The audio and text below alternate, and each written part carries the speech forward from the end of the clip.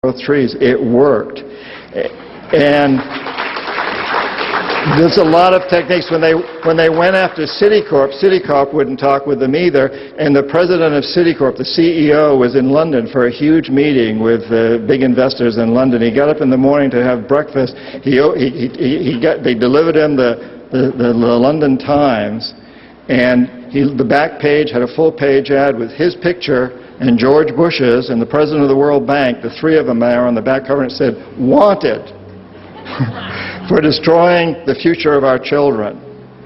And after that, the same CEO had given $100 million to his alma mater, Columbia University. When he went there to speak, to accept the money, Rainforest Action Network had banners all over the place and protesters. Citicorp negotiated, and they changed their policies. There's many things we can do, and we've got to understand that the men and women who run these organizations are humans like us. They're vulnerable. They hurt. When they see something like that in the newspaper and they know their kids are looking at it, it hurts. And they will come around. They're people like us. We can bring them around. We can use fancy words like fascism, and I agree with you, and we can use all these words, the left, the right, and so on, but beneath all that is just a human being. And these human beings are vulnerable. One more. Is there something beyond corporations that's maybe a bigger evil, and that would be nations or groups of people that use corporations for militarism, racism, materialism?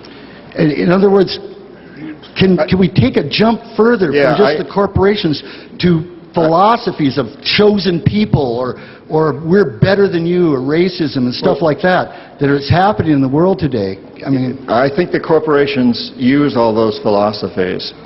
My experience, and I can only speak from experience, I'm not a theorist, I'm not an academician, I don't consider myself an intellectual at all. I only speak from experience. And my experience is that the corporations are running this. And I don't call them evil. I've been very clear on that. And the men and women who run them are not evil people. I've never met an evil CEO personally. There may be some out there, but I haven't met them. They're working under a false assumption. They're working on the assumption, and there's a young lady here earlier tonight that says it's the law in this land, which it isn't, but a lot of people believe it is, that they should maximize the return for a few of them. That they should be, and we've made greed a policy. It's taught in our business schools.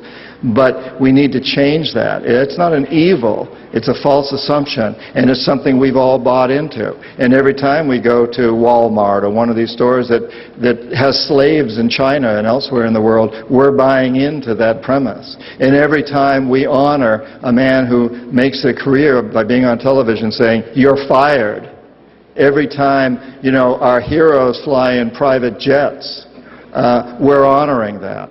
And it's a system, it's a philosophy in a way that we bought into. We need to change that. And yes, they use the religious arguments, they use all of these arguments to promote these things.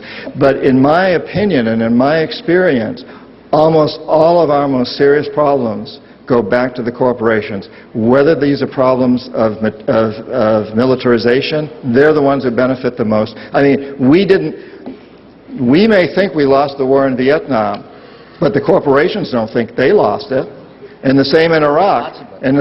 We're losing a lot of men and women there, but Bechtel and Halliburton and everybody else, and Lockheed Martin and all the others, are getting very, very wealthy in this process. General Electric, all of them, are getting very, very wealthy. They don't see this as a lost war. This is a victory for them.